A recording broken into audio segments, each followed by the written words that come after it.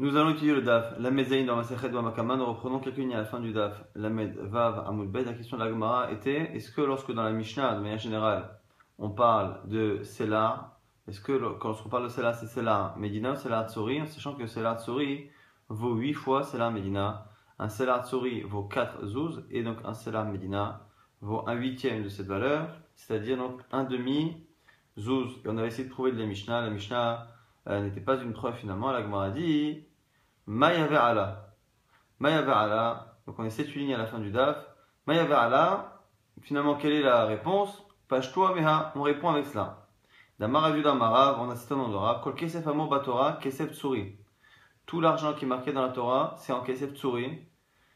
Meshal divrem kesef medina. Et dans les paroles, dans leurs paroles, donc les paroles des sages, c'est kesef medina. Donc on a la réponse. Dans la Mishnah, c'est kesef medina. Malé ha'u gavra. O ilu paga dezouza. Donc là, finalement, on avait dit que lorsqu'on devait donc un sélar, comme dans le cas de celui qui avait sonné le chauffard dans l'oreille de son prochain, il lui devait donc un sélar, comme c'est dans une Mishnah, c'est un sélar Médina, donc c'est un huitième de 4 zouz, donc c'est un demi zouz. Celui, donc la victime, dit puisque c'est qu'un demi zouz, nadve l'anim, il a dit on va les donner aux pauvres. Il n'a pas voulu prendre la somme. Adar Amarle, finalement il a dit non, nadve nihali. Izid bevre benafshay. Finalement, non, donnez-le-moi à moi. Et moi, après, j'en ferai ce que je voulais. Amalé Rav Yosef, kvazachu be'anim. Rav Yosef lui répond, c'est trop tard. Une fois que tu as dit que tu veux le donner aux pauvres, les pauvres en ont déjà pris possession. Et afagad delikaranim. Et même s'il n'y a pas de pauvres présents ici, acha, anan, nous, yad anim, anan, nous faisons office de remplaçants des pauvres. Rachid explique que Rav Yosef était le gabaï qui prenait l'argent pour les pauvres, et donc du coup c'était trop tard. Damar, d'où on voit ce principe-là, Damar a vu la marche, moi, et le non-chouan, on a vu que Yetomim, Enan Tsrechin Prosbol, que les Yetomim, les orphelins, n'ont pas besoin de Prosbol. Prosbol, c'est le document que l'on fait au Beddin, au tribunal, pour faire en sorte justement qu'un prêt ne soit pas annulé. Là, normalement, la 7e année, la Shemitah, les prêts sont annulés, mais pour éviter que les gens refusent de prêter les 5e, 6e année, les Chachamim ont situé que celui qui voulait ne pas perdre son prêt à l'année de la Shemitah pouvait venir voir le Beddin et transmettre sa dette au Beddin, et le Beddin lui-même n'est pas soumis à la Shemitah des prêts. Et ce qu'on nous dit ici, c'est qu'un yatom, un orphelin qui a justement des créances sur quelqu'un, parce que ça vient de son père, de l'héritage de son père, cet orphelin n'a pas besoin d'aller voir le Beddin pour faire un prosboul, ce document qui transfère la dette et permet de la garder après la Shemitah. Et Natsririm prosboul. Rabbi Bachama. Et comme ça, Rabbi Bachama enseignait Aitomim et Natsririm prosboul. Les Itomim n'ont pas besoin de prosboul, parce que Rabban Gamliel le Bedino avien chez Itomim Hayou. Et on dit que Rabban Gamliel et son Beddin, donc celui qui a institué le prosboul, font office de père des orphelins, et donc du coup, naturellement, ils sont déjà représentés par le Beddin sans même qu'ils aillent eux-mêmes au Beddin. Donc c'est une notion qu'on retrouve ici. Pareil, les pauvres n'étaient pas présents, mais m'ont dit que déjà, par la présence de Rav Yosef, c'est comme si les pauvres eux-mêmes avaient déjà pris possession de ce que la personne avait promis. Hanan Bisha Takale Lahu Gavra. Donc on a une personne qui s'appelle Hanan Bisha qui a sonné le chauffard dans l'oreille de quelqu'un. Lahu Gavra Atakame de Ravuna. Il est parti devant Ravuna. Malé lui dit Ziv Havle Palga Dezouza. Va lui donner la moitié d'un zouz, puisqu'on a dit encore une fois que c'est un séla, et que c'est là dans la Mishnah, c'est séla Medina, donc c'est un huitième de 4 zouz, donc c'est un demi zouz. Atalekame de Ravuna, malé, zil avle palga de zouza, avle zouza, maka. Donc comme il n'avait pas la moitié d'un zouz, il a donné donc un zouz qui était abîmé. Donc c'était une pièce, normalement, un zouz, n'importe quelle pièce, c'est une certain poids, une certaine taille de métal. Là, il a donné une pièce qui était donc usée, rongée, de telle sorte à ce que finalement, il y ait la moitié du poids. Lorsqu'il a donné ça, il ne pouvait pas, la personne ne pouvait pas acheter et vendre avec. Et donc du coup, cette monnaie-là n'était pas acceptée. À ce moment-là, il lui a sonné une seconde fois dans l'oreille pour être rayé d'un second demi-zouz pour lui donner un zouz complet. Nouvelle Mishnah. Shor Sheu Moad, les mino, Veino Moad, les Sheino mino, un taureau qui est réputé pour encorner, mais son espèce, mais pas réputé pour encorner les autres espèces. On verra dans la Gemara qu'on a deux explications totalement différentes de cette phrase. Après, dans le même genre, on a Mo'ad Adam et Mo'ad Abema, un animal qui est dangereux, qui a déjà encorné 3 fois l'homme, mais pas les animaux, Mo'ad Ektanim et Mo'ad Ekdolim, ou qui est habitué à encorner des grands, mais pas des petits. Et Mo'ad Lo, Meshalem Nezek Shalem. Lorsqu'il va encorner donc une 4e fois, il encorne donc une espèce qu'il a l'habitude d'encorner, on a dit l'homme ou le petit ou son espèce, il paiera des shalem, donc il paiera la totalité du dommage. Mais si en 4e ou en 5e attaque, il attaque ce qu'il n'est pas habitué d'attaquer, il paiera khatsi, nezek. Donc on peut avoir, ce qu'on nous apprend ici, des situations où un taureau est considéré comme étant mourad pour certains et tam pour d'autres. Amrou l'ifne Rabbi Yehuda. On a demandé à Rabbi Yehuda, Arezez-moi les Shabbatot veno mo'ad lechol. Si l'animal est habitué d'encorner le Shabbat, mais pas la semaine, est-ce que ça peut marcher? Qu'est-ce qu'on fait? Amalahen, il a répondu, les Shabbatot meshalem nezek shalem, limotachol, meshalem chatzi nezek. Mais ça dépendra la prochaine fois qu'il encorne. S'il encorne le Shabbat, il paiera la totalité de ce qu'il est mo'ad. S'il encorne le chol, il ne paiera que la moitié. Matayhu tam, quand est-ce qu'il reviendra tam? Mishiachzor bo. Shalosh, Yeme, Shabbatot. Quand est-ce qu'il redeviendra tam à 100%? C'est lorsqu'à 3 occasions pendant Shabbat, il aura l'occasion d'encorner et qu'il ne le fera pas. C'est comme ça qu'il perdra son statut de Mu'ad qu'il avait pour les Shabbatot. Maintenant, sur le début de la Mishnah qui nous dit qu'on a un taureau qui est Mu'ad pour son espèce et pas pour les autres, ou Mu'ad pour l'homme et pas pour l'animal, qui est Mu'ad pour les petits et pas pour les grands. Sur ces cas-là, on a deux lectures totalement opposées.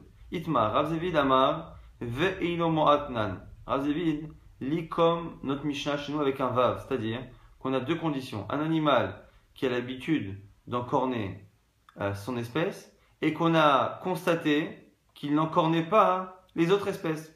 C'est-à-dire qu'il était en situation d'encorner son espèce, il l'a fait. Il était en situation d'encorner d'autres espèces et qu'il ne l'a pas fait. Donc il y a deux conditions.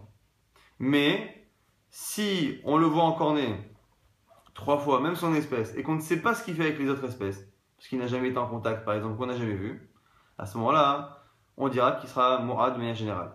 Alors, il ne faut pas lui une autre lecture. Ama Eno Mo'ad Nan. Il n'y a pas de vav. C'est Eno Mo'ad, c'est une conséquence. Ce qu'on est en train de nous dire ici, c'est que lorsqu'on voit un animal qui a encore 3 fois son espèce, et qu'on ne sait pas ce qu'il est par rapport aux autres espèces, nous, à la base, on part du principe qu'il est Mo'ad pour ce qu'on a vu, et pas pour ce qu'on n'a pas vu, donc il est Mo'ad pour son espèce, pas pour l'autre. Il est encorné des petits, a priori on dira qu'il est toujours tam pour les grands. Il a encorné l'homme, on ne dira pas qu'il est encorneur pour l'animal. Donc c'est une grande différence ici. Rav Zevid Amar Veino Mo'atnan, donc la Gemara explique, précise, que Rav Zevid qui dit qu'il y a un vav, qu'on parle d'un cas où il est à la fois Mo'ad pour ça et qu'il n'est pas Mo'ad pour ça, c'est qu'on l'a constaté. Astama avait Mo'ad. C'est parce que sinon, si on n'a pas constaté qu'il n'était pas dangereux pour les autres, on considère qu'il sera dangereux pour tout le monde. Et Rafapa, Ama Eno Rafapa qui enlève le vav, dit qu'au contraire, des Stama Love et Mo'ad, qu'au contraire, quand on le voit encorner une espèce, même si on ne sait rien sur les autres espèces, c'est pas qu'on a constaté qu'il ne faisait rien, c'est qu'on ne sait pas Birklal. Stama, on dira qu'il n'est pas Mo'ad. Donc grande différence, grande marque locale ici entre Rav Zevid et Rafapa. Est-ce que lorsque on n'a aucune information autre, est-ce qu'on considère qu'il n'est Mo'ad que sur ce qu'on a vu, ou est-ce qu'il est Mo'ad sur tout, sauf lorsqu'on a vu réellement qu'en situation d'encorner d'autres, il n'encorne pas. Rav Zevid avec Miseifa, Rafapa avec Mereisha. Chacun a une preuve de la Mishnah. Rav Zevid, donc qui pense que de manière stam, il est Mo'ad sur tout, il déduit ça du début, et Rafapa qui pense l'inverse. Diek Mereisha, de la fin, Mechila pour Rav Zevid, et Rafapa du début. Rav Zevid, Diek Meseifa, Rav Zevid, il apprend de la fin. Pourquoi? Des katané, car c'est enseigné. Mo'alik tanim, ve'eno mo'alik dolim. Rappelez-vous dans la Mishnah, on a dit au départ qu'il est Mo'ad pour son espèce, pas pour l'autre. Mo'ad pour l'homme et pas pour l'animal. Mo'ad pour les petits et pas pour les grands. Et donc Rav Zevid qui pense que Stam, sans qu'on ait de preuve, il est Mo'ad pour tout. Il est médaillé de cette fin justement, dernier cas. Pourquoi? Des Mo'alik tanim ve'eno mo'alik dolim. Si tu penses comme ce que j'ai dit, c'est-à-dire que dans la Mishnah il faut mettre un vav, donc il faut les deux conditions, à la fois qu'il soit morad pour l'un et à la fois qu'on ait constaté qu'il ne soit pas morad pour l'autre, parce que sinon, quand il est morad pour un, il est morad pour tout. Hakamash Mala, je comprends la fin, qui me dit que les petits et les grands, pour nous apprendre quoi, Mistama, Ave Morad. C'est pour m'apprendre de manière générale que même entre des petits et des grands, sauf si j'ai vu qu'il encore né les petits et que j'ai constaté qu'il encore n'est pas les grands, sauf donc quand c'est ce qui est marqué dans la Mishnah, que j'ai constaté les deux choses, où là effectivement je pourrais dire qu'il est morad pour les petits, pas pour les grands, mais de là on voit qu'en tout cas, si je n'ai pas de connaissance sur ce qu'il fait avec les grands, lorsqu'il encore les petits, il encore également les grands. Amistama avec morad. Et là j'ai un chidouche, parce que j'aurais pu penser que autant quand on dit qu'il est morad pour l'un, il est morad pour l'autre, c'est quand les victimes sont de taille égale. Mais lorsque on l'a vu encore né des petits, on aurait pu penser que c'est pas nécessairement un cas où on va le considérer comme étant dangereux pour le grand, kamashma que ça. Et là, il y a Marthe et no mo'ad, katane. Mais si toi tu penses que non, que la Mishnah est venue nous apprendre au contraire, que quand on est mo'ad pour l'un, on n'est jamais mo'ad pour l'autre. Alors si ça, le dernier cas n'est pas nécessaire, pourquoi? Katane stama, lo'ave mo'ad, ashay shloma miktanim, de alma, stama, lo'ave mo'ad, miktanim, mikdolim, tzricha lemema. Si déjà dans le cas précédent tu m'as dit qu'entre deux animaux de taille égale, mais d'espèces différentes, on a vu dans le cas précédent, mino chez no mino, son espèce et notre espèce. On voit déjà que même à taille égale, il est mo'ad. Il n'est pas mourad, je veux dire. Donc s'il n'est pas mourad entre son espèce et une autre, alors que c'est la même taille, dans le cas où il a encore né un petit, nous apprendre qu'il n'est pas mourad pour encore né un grand, c'est khalimama, il n'y a pas besoin de le dire, de la vie mourad. Et du coup, c'est la preuve de Rav Zévid. Si encore une fois, selon Rav Zévid, toute la Mishnah, les trois premiers cas, viennent nous apprendre que justement, quand on est dangereux pour l'un, on est dangereux pour les autres. Selon Rav Papa, ça vient nous apprendre l'inverse, que lorsqu'on est dangereux pour l'un, on n'est pas dangereux pour l'autre. Or, le dernier cas, troisième cas de la Mishnah, dans la logique de Rav Papa, pose un problème. Parce qu'autant dans Rav Zévid, je peux comprendre, qu'on vient nous apprendre justement à la toute fin que même lorsqu'il encorne des petits et qu'on ne sait pas ce qu'il fait avec les grands, on le considère comme étant dangereux pour les grands.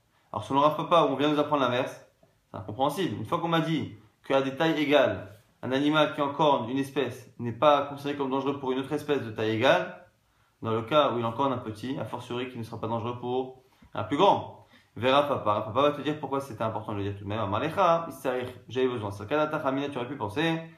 Il ou Paratzbe, Berumina, Paratzbe, Loshnak Dolim, Didé, Loshnak Tenim, Didé. Tu aurais pu penser qu'à partir du moment où l'animal a pris l'habitude de frapper son espèce, dans son espèce, il a ouvert une faille et du coup, entre les petits et les grands, il ne fait pas de différence. Tu aurais pu penser du coup que c'est comme cela et qu'à la limite, entre deux de la même taille, on fait une différence parce que c'est finalement deux espèces différentes, mais dans la même espèce, peut-être qu'il n'a peur de rien, Kamash Malan, que non, c'est pour ça que c'était intéressant tout de même d'enseigner, selon Rav Papa, que lorsqu'il encorne un petit de son espèce, il n'est pas mourad pour encorner les grands.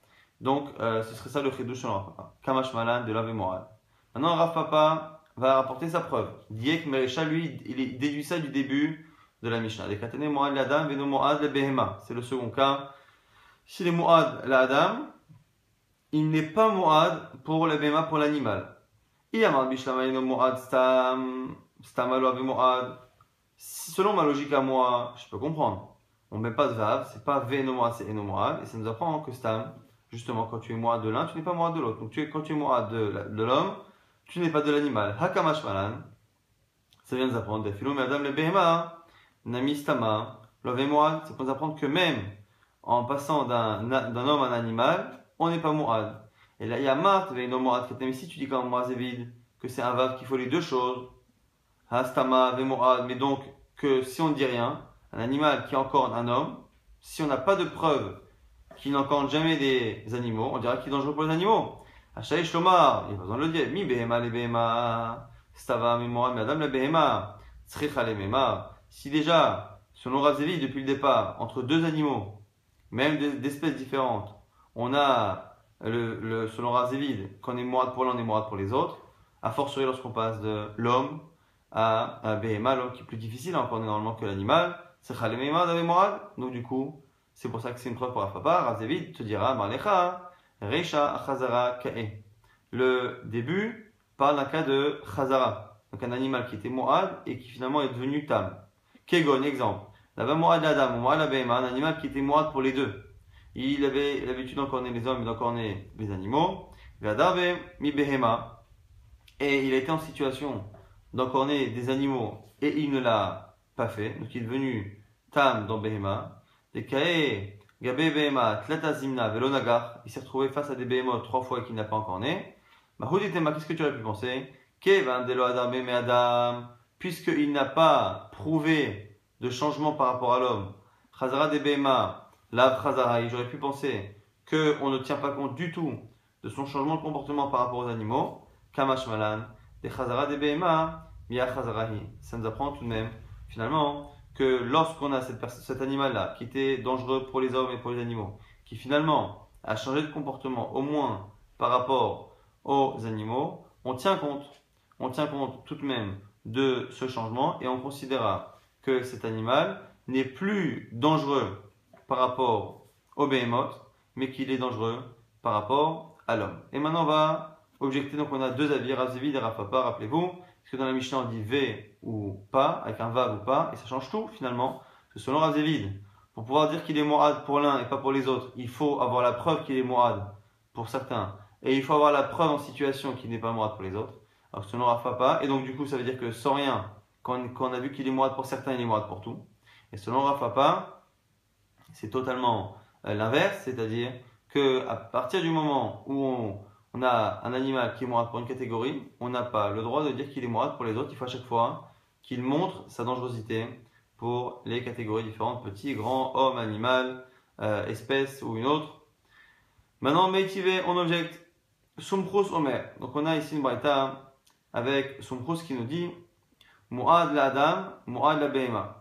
Il nous dit quoi? Que Mu'ad la Adam, un animal qui est mourad pour l'homme, Mu'ad la Behema. Et on a 5 alors, on voit là-bas que quoi? Que si déjà il est mourad pour un homme, pour une BMA, c'est kol sheken, a fortiori qui sera mourad pour l'animal. Miklal, des Tanakama, et no mourad, Ka'amar. De là tu vois que selon Tanakama, Sumchus vient à s'opposer, que selon Tanakama, il n'est pas mourad. Donc même si effectivement, selon Sumchus, on passe de Adam à Behema, on voit bien qu'en tout cas il vient s'opposer à Tanakama, qui est Chachamim. Selon Chachamim, le fait d'être Mourad pour Adam, on n'est pas Mourad pour Behema, et c'est un problème pour Razevid. Razevid pense que Stama on est Mourad pour tout. Amalé Razevid, Sumchus, Achazara Ka'e. Pareil, Sumchus, il parle d'un cas de Chazara. Ve'achi, Ka'amale Tanakama. Comme ça il répond à Tanakama. Et Ka'amat Chazara de Behema, Chazarahi. Chazara de Behema, la Chazarahi. Mikal Vachomer. Ce que tu as dit toi, Tanakama, qu'un animal qui était dangereux pour l'homme et pour l'animal, lorsqu'il a changé de comportement pour l'animal, il a changé, on en tient compte pour l'animal. C'est pas Chazara, c'est pas vrai, on ne tient pas compte de cette Chazara. Mikal Vachomer, par un Kal Vachomer de Madame ou Madame, Lokam Mader Bemi Behema, Lokol Sheken. Si déjà il ne change pas de l'homme, Mi Behema, Lokol Sheken. Donc du coup ici, Razevid peut encore expliquer cette braïta en disant que c'est un cas là-bas de Chazara. C'est pas un cas de chez nous où encore une fois il était Mourad seulement pour l'homme et après on se demande s'il est pour la Behema. C'est à chaque fois un cas où il était Mourad pour les deux et on a enlevé la situation pour Behema et la discussion porte sur est-ce que ce changement de situation par rapport à l'animal on en tient compte ou pas, alors que par rapport à l'homme il n'a pas changé. Donc on n'a toujours pas d'objection pour l'instant claire à Rav Zevid ou à Rav Papa. Amar Ravashi dit Tashma, viens on apprend dans la Mishnah chez nous. Amrou lifne Rabbi Yehuda, on a dit à Rabbi Yehuda Areze mo'al shabbatot veno mo'al limot achol. Ils ont posé la question à Rabbi Yehuda, on a un animal qui est mo'ad pour le Shabbat et qui n'est pas mo'ad pour la semaine. Qu'est-ce qu'on fait? Amalaïn a répondu les Shabbatot Mishalem Nezek Shalem. S'il encorne pendant Shabbat, il paiera la totalité. Limot achol la semaine, Mishalem Chatzi Nezek, il paiera la moitié. I amad bishlama veino mo'ad katane. Si tu penses comme Razevid qu'on lui a décrit qu'on doit avoir les deux situations, c'est-à-dire que on voit qu'il encorne le Shabbat et on voit qu'il refuse d'encorner la semaine. Shiolé, ou des Kameshaïlé, mais bon, ami Kameadaleu. Alors, eux, on comprend la discussion, eux, ils posent une question, qui lui disent voilà, on a cette situation, il fait ci le Shabbat et il fait ça la semaine, et lui, il répond alors on applique la lacha comme ça, il paiera dans cette situation le Nezek Shalem, dans la situation Chatzi Nezek. Là, Yamat, Eino Moad Katane. Agmure, ou des Kamegamrele. Par contre, si on dit que toute la Mishnah se lit sans le Vav, on a du mal à comprendre la discussion. Parce que finalement, si on dit ça, lorsque il lui décrit la situation, selon Rav Papa, il faut comprendre comme ça. Ils viennent voir Rav Yehuda et il lui apprennent une halakha. Tu sais, quand l'animal a encorné Shabbat, je viens t'apprendre qu'en même temps, ça m'apprend qu'il n'est pas encore dans la semaine. Puisque selon Rav Papa, c'est à chaque fois c'est un chidouche, c'est une déduction qu'on apprend. Et donc quoi, ils sont venus, les élèves, demander à Rav Yehuda, mais ils sont venus lui apprendre une halakha. Et même la réponse, Vetou. Et où Kama Adaleo, qu'est-ce qu'il leur répond?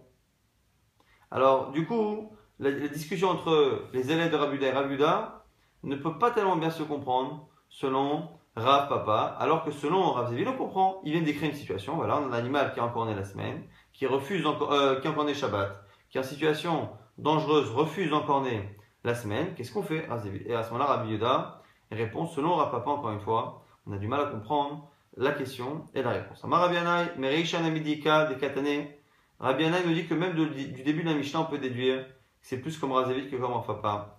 Et Shmuad lo, Meshalem Nezek Shalem, Ve'et She'enom Mu'ad lo, Meshalem Hatzi Nezek. On a vu dans la Mishnah que lorsqu'on a un taureau qui encorne son espèce et pas une autre, qui encorne l'homme et pas l'animal, qui encorne les petits et pas les grands, pour celui pour qui il est Mu'ad, il paiera la totalité, pour celui pour qui il est tam, il paiera la moitié. Si on met un vav, comme nous dit Rav Zevi, je peux comprendre. Pirouché, kam faresh là. On vient nous apprendre que finalement, comme l'animal a l'habitude d'encorner ici et pas là-bas, ces personnes-là et pas d'autres, à ce moment-là, on nous explique que c'est ça le chidouche de la lacha, c'est que finalement, quand on a des situations comme ça, qu'on constate des différences de comportement, au niveau du paiement, on changera en fonction de qui est la prochaine victime, si elle est la personne pour qui il est moad ou pour qui il est tamelayamat, eino moad katanem. Si tu dis comme Rav Papa, que finalement on nous dit quoi? Que lorsqu'un animal encorne son espèce, il n'est pas moad pour l'autre espèce. S'il encorne l'homme, il n'est pas moad pour Bema Vechoulé. Alors si c'est ça, on ne comprend pas tellement la Mishnah, parce que Pasca, mal, qu'est-ce que l'on vient finalement nous dire, puisque finalement on a déjà dit que lorsqu'il encorne certains, il est tam pour les autres, lorsqu'il encorne pour l'homme, il est tam pour la béma, ainsi de suite. Et tout, et en plus, et shemu'ad lo meshalem nezek shalem, ve'et sheno mu'ad lo meshalem chatzi nezek. La Mishnah paraît répétitive puisque tu m'as déjà dit que lorsqu'il encorne une espèce, il est tam pour les autres. J'ai compris, il est mourad pour l'un, il est tam pour l'autre. Tu n'as pas besoin de me redire après que du coup pour le tam, celui pour qui il est tam, il perd la moitié, et pour celui pour qui il est mourad, il perd la totalité. Bon, malgré le fait qu'on a des déductions là ici de Rabbi Yannai et de Rav Ashi, on a mis Ital et de Rav Papa, et même si tu voulais tenir Rav Papa jusqu'au bout, sache que Nagar Shor, Hamor et Gamal, Nasamo Alakol, que si on tient Rav Papa tout de même, si on a un animal qui a encore un taureau, un Hamor, un âne et un Gamal et un chameau, il devient Mourad Lakol. Donc on a ici finalement deux Xavier Rav Zevid et Rav Papa. Est-ce que lorsque on encorne une espèce, l'animal encorne une espèce, est-ce qu'il est a priori dangereux sur tout, sauf si on a constaté qu'il refusait d'encorner les espèces? Ça c'est Rav Zevid. Et Rav Papa pense que non, dès qu'il encorne une espèce, il est mourad que pour cette espèce, pas pour les autres. Et on a vu dans la Gemara qu'on a plus de preuves comme Rav Zevid, comme Rav Papa, mais je crois me rappeler que dans les Rishonim, la lacha est comme Rav Papa dans le Rif et dans le Rambam. Tanou Rabbanan maintenant, une braïta Ra'ashor Nagar, Shor lo Nagar, Shor Nagar, Shor lo Nagar, Shor Nagar, Shor lo Nagar. On a ici un taureau qui se retrouve en situation devant 6 taureaux différents. Premier taureau qu'il rencontre, il l'encorne. Le deuxième, il n'encorne pas. le troisième il encorne, le quatrième il n'encorne pas, le cinquième il encorne, le sixième il ne l'encorne pas. Donc en fait, une fois sur deux il encorne, une fois sur deux il montre qu'il n'encorne pas. Naasa Mu'ad les Sirugin les Shvarim. Il devient Mu'ad, dangereux, mais les Sigurim par alternance, c'est-à-dire que à chaque fois qu'il n'aura pas encorné, on considérera que la fois d'après, il sera dangereux. Une fois qu'il aura encorné, il ne sera plus dangereux jusqu'à la prochaine fois où il n'aura pas encorné. Tanora Banan, Ra'ash en Nagar, Chamor le Nagar. Il a vu donc le taureau a vu un taureau, il a encorné. Il y a un âne, il n'a pas encorné. Après, un animal, un cheval, il a encorné Nagar. Gamal, le Nagar, il n'a pas par contre encorné un chameau. Péred, il a vu une mule. Nagar, il a encorné. Arod, donc c'est une sorte d'âne un peu sauvage. Le Nagar, il n'a pas encorné. Naasamou, Alisirogin, la colle. Ici, comme ce sont des espèces différentes, on considère qu'il sera ici Mu'ad, d'encorner par alternance, mais toutes les espèces. Dans le cas précédent, il était Mu'ad Asirogim, les Shvarim, pour les taureaux. Là, ici, comme c'est à chaque fois des espèces différentes, on voit que finalement, indépendamment de l'espèce, il a tendance à attaquer une fois et à une autre fois à ne pas attaquer. Il va aller, on pose maintenant une she'ela dans la Gemara. Nagar shor, shor, shor, Chamor et Gamal. Il a encorné 3 fois des taureaux et après, Chamor et Gamal, un âne et un chameau. Mahou. Quelle est la situation? Est-ce qu'il est Mo'ad pour les taureaux ou est-ce qu'il est Mo'ad pour les chameaux? Là, ici, on est dans la logique de Rav Papa, de penser que on fait par espèce a priori. Mahou. Haïshor Batra, le troisième taureau qu'il encorne. Batar Shvarim Shadinanle. Est-ce qu'on le met dans la catégorie des deux premiers taureaux? Ve'aktili Shvarim Hude Yad. Lo Yad. Et donc, du coup, on considère qu'il a encorné 3 fois un taureau, mais que dans les espèces différentes, il n'a encorné que 2 fois, un âne et un chameau. Odinma ou peut-être. Haïshor Batra, que le dernier shor. Bata Chamo Vegama Shadinan, on le met dans la catégorie des deux derniers, donc l'âne et le chameau. Et il devient Mu'ad pour toutes les espèces. Ça, c'est la question de la Gemara. La question se repose avec un ordre différent. Il a encorné d'abord Chamo Vegama, d'abord un âne et un chameau. En troisième, il a encorné un taureau, shor. Et pareil, ce taureau, est-ce qu'on le considère comme étant une troisième espèce et donc il est Mu'ad pour tout, ou est-ce qu'on le colle à la suite? Parce qu'après, il encorne un taureau, shor, shor, shor. Et donc, du coup, on ne sait pas si ce taureau-là, le troisième encornement, est-ce qu'on considère que c'est une preuve qu'il est finalement multi-attaque, il attaque tout le monde, ou est-ce que, non, il attaquait que 2 fois les autres espèces, et à partir de la troisième, c'était la preuve qu'il est devenu exclusivement un taureau qui attaque les taureaux. Mahou, Al-Shor Kama, Bata Chamo Vegama Shadinanle. Est-ce que la troisième attaque, donc la première attaque de taureau, est associée aux 2 premières? Mais il y a elle les kulhumine, et donc il est dangereux pour toutes les espèces. On dit Bata Shvarim Shadinanle, ou est-ce qu'on le colle aux attaques suivantes de taureau? Est-ce que donc il n'est dangereux que pour le taureau et pas pour les autres? Pareil avec les jours de la semaine, puisqu'on a vu dans la Mishnah qu'on pouvait avoir ça avec les jours de la semaine, Shabbat, Shabbat et Shabbat. Il a encore né 3 fois le Shabbat. Et la 4e fois, Echad be Shabbat. Il a encore un dimanche, Veshini be Shabbat et un lundi. Mahou. Ha Shabbat Batraïta, le 3e Shabbat. Bata Shabbat, Hu Shadinanle. Est-ce qu'on le considère comme étant la suite des premiers Shabbats? Et donc du coup, il n'a encore né que 3 fois, il a encore né 3 fois Shabbat. Donc du coup, il est dangereux Shabbat. Vakti des Shabbat ou des Ya'el. Limotachol lo Ya'el. Et mais pour les autres jours, non, puisqu'il n'a encore né les autres jours que dimanche et lundi, donc 2 fois. Au dimanche peut-être. Batar, Echad, Shabbat, ou Sheni, Shabbat, Sheni, peut-être qu'on l'associe la 3e fois où il a encore né samedi. C'est samedi, c'était déjà la préparation de samedi, dimanche, lundi. Et du coup, il est Mu'ad pour tous les jours de la semaine. Pareil avec un autre ordre. Chamisha Beshabbat, Verev Shabbat, Beshabbat, il a encore né un vendredi, un jeudi, Mechila, jeudi, vendredi, samedi. Et après, encore un samedi. Donc 3 fois samedi. Pareil, le premier samedi, est-il associé au jour de la semaine de jeudi, vendredi? Ou est-ce que c'est le début de la série des Shabbat? Ma'uha Shabbat Kamaita, Bata Chamisha Beshabbat, Verev Shabbat, Sheni. Est-ce que le premier Shabbat va avec le jeudi, le vendredi? Veilla'el et Koulé Yomé, donc il est Mourad pour tous les jours de la semaine. Odilma, ou peut-être, à Shabbat Kamaita, Bata Shabbatot ou des Shadinale. Peut-être que le premier Shabbat, il est finalement lié au Shabbat suivant, et donc il n'est Mourad que pour Shabbat. Les Shabbatot, ou des Yad, Teiku, et on ne répond pas à toutes ces questions-là sur à la fois les taureaux et les autres animaux, à la fois sur le jour de la semaine et Shabbat, que ce soit d'abord les autres et après le Shabbat, ou d'abord les autres animaux et après les taureaux, ou exactement l'inverse. Teiku, on ne sait pas quoi faire dans ces situations-là. Teiku. Nagar Shor, Yom Tedva Bechodeje, Yom Tedzaïn Bechodeje, Yom Yuzaïn Bechodeje. On a ici un taureau qui encorne le 15 d'un mois, le 16 du mois suivant et le 17 du mois d'après. Qu'est-ce que l'on fait de cela? Est-ce que c'est considéré comme étant suivi? Plukta de Rav ou Shmuel, c'est une marloquette entre Rav et Shmuel dans Nida. Itmar Ata Yom Tedva Vachodeje. On veut ici parler de la Gvira du V7. Lorsqu'une femme doit fixer quel est le jour où probablement elle va avoir ses règles, ses menstruations, parce que en général, elle en attend qu'il y ait 3 fois une situation similaire, une date similaire dans le mois, une période similaire, pour qu'elle puisse du coup fixer et partir du principe que les mois d'après, elle doit craindre ce moment-là et elle a des comportements particuliers adoptés à l'approche de ce V7-là. Et là-dessus, on a une marloquette. On a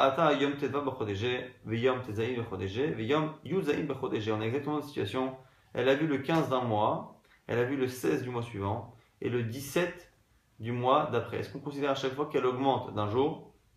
Alors, Rav Amar Kava a la V7.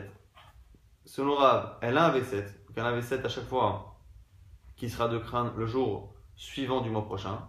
Donc 15, 16, 17, le mois d'après, elle craindra le 18. Shmuelama Ashitashalesh Be Dilug. Selon Shmuel, il faut 3 fois, mais après le premier. Donc il faut qu'il y ait 3 situations où elle s'est décalée de 1. Donc on a la première qui est 15. Le 15, ça n'est pas un décalage de 1 par rapport à quoi que ce soit. Et donc du coup, 16, 17, 18, il faut qu'elle ait déjà vu 16, 17 et le 18 du mois d'après pour qu'elle puisse craindre le 19. Donc on a ici une marloquette dans Nida. Est-ce qu'on peut considérer qu'il y a déjà une habitude d'encorner avec un décalage à partir de 3 fois, ou est-ce qu'il faut 3 décalages? Téchalesh Bediloug, il faut qu'il y ait 3 décalages, et 3 décalages demandent 4 visions. La première qui sert de point de départ, et la deuxième qui n'est que le premier décalage. Donc 1, 2, 3, et ça arrive finalement à 4 vues pareilles pour ici, pour les taureaux. Donc on nous dit que la question qu'on a ici, c'est une marloquette, Ravouchon dans Nida. Amarava, Shama, Kol, Shofar, Menagar, Shor, Menagar. Kol, Shofar, Menagar, Kol, Shofar, Menagar. On a un taureau qui à 3 reprises a entendu le son du shofar et a encorné. Nasa Mourad et Shofarot. Il devient Mourad pour les shofarot. C'est-à-dire que si le taureau, le shofar est sonné et qu'il encorne, on paiera la totalité du Nézek. On m'a dit Pshita, c'est pas chaud, c'est évident. Qu'est-ce que j'aurais pu dire? Ar Shofar Kama, Siuta Be'alma, Hu Denakte. Comme on dit, non, tu as pu penser qu'on ne tient pas compte du shofar, et surtout du premier, parce qu'on a pu penser que c'est simplement qu'il a eu peur. Kamash Malan, que non, même 3 fois où ça s'est fait avec le shofar, c'est une preuve qu'il n'est mourad que pour le shofar. Nouvelle Mishnah maintenant, Shor chez l'Israël, chez Nagar, Shor chez l'Ekdesh. On a le taureau qui appartient à un particulier qui a encorné un taureau qui appartient au Ekdesh, au Beth Amikdash. Ou l'inverse, chez l'Ekdesh, un taureau du Beth Amikdash, Nagar, le Shor chez l'Idol qui a encorné le taureau d'un particulier. Pas tout, on ne paiera pas. Chez les marques, quand c'est marqué, Shor Re'ehu. Quand est-ce que c'est un problème? Lorsque ton taureau va encorner le taureau Re'ehu de ton prochain. Vélo, Shor Shel Ekdesh. Shor Shel Israël. Donc, du coup, voilà. Ce qu'on apprend ici, c'est que c'est Shor Shel Ekdesh. Donc, on sera khayab que si on encorne le taureau de son prochain et donc pas le taureau du Ekdesh. Maintenant, Shor Shel Israël. Un taureau qui appartient à un juif en Israël.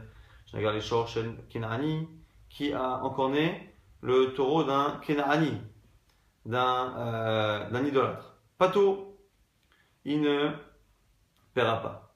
Shel Kenaani, Shnagar. Il y en a qui disent que c'est parce que, comme eux-mêmes les Kenaanim, à l'époque les idolâtres, eux-mêmes entre eux, ils refusaient de payer les dédommagements qui se causaient les uns aux autres, on les juge en fonction de leur logique. Du coup, ce qui voudrait dire que depuis qu'on est dans des pays où, c'est ce que le meilleur nous dit, dans des pays dans lesquels les goïms ont une justice et font payer les dédommagements, on n'aurait pas ce tour-là. Et chez le Kenani, je regarde les champs chez Israël, c'est l'inverse. C'est un taureau d'un Kenani, d'un idolâtre, qui a encore né le taureau d'un Israël, un juif, Ben Tam, Ben Moad, Mishalem, Zekshalem, quel que soit le statut de l'animal du non-juif, à ce moment-là, il paiera chaque fois des Zekshalem, il n'y aura pas de Tam et de Moad, et qui disent que c'est un Knas, parce que comme ils ne font pas attention à cela, on leur met une sanction plus forte, on ne leur laisse pas la tolérance de payer que la moitié dans les 3 premières fois, parce que sinon ils ne font pas assez attention. La Gemara nous dit Matnitin, Telo, Rabbi Shimon ben Menassia. La Mishnah chez nous, elle n'est pas comme Rabbi Shimon ben Menassia. Pourquoi? Tanya Shor chez l'idiote, c'est marqué dans une Braïta. La Braïta commence comme notre Mishnah, parce que la Braïta nous dit que Shor chez l'idiote, un taureau qui est un particulier, chez Nagar Shor chez l'Ekdesh, qui a encore né le taureau du Ekdesh, ou l'inverse, chez l'Ekdesh, Nagar Shor chez l'idiote, pas tour, on ne paiera pas. Chez Mar Shor, chez Re'aou, Velo Shor, chez l'Ekdesh, que c'est marqué dans la Torah, si tu as encore le taureau de ton prochain. Et donc ça exclut le taureau du Ekdesh. Rabbi Shimon ben Menassia Omer, Shor shel Ekdesh, Nagar Shor shel Idiot, Patour. Lui dit non, c'est vrai que si c'est le Ekdesh qui est encore le tien, il est Patour. Mais par contre, toi, chez l'Idiot, en particulier chez Nagar, Shor shel Ekdesh qui est encore celui du Ekdesh, Ben Tam, Ben Moran, Mishalem, Zekshalem, tu paieras quoi qu'il arrive des Zekshalem.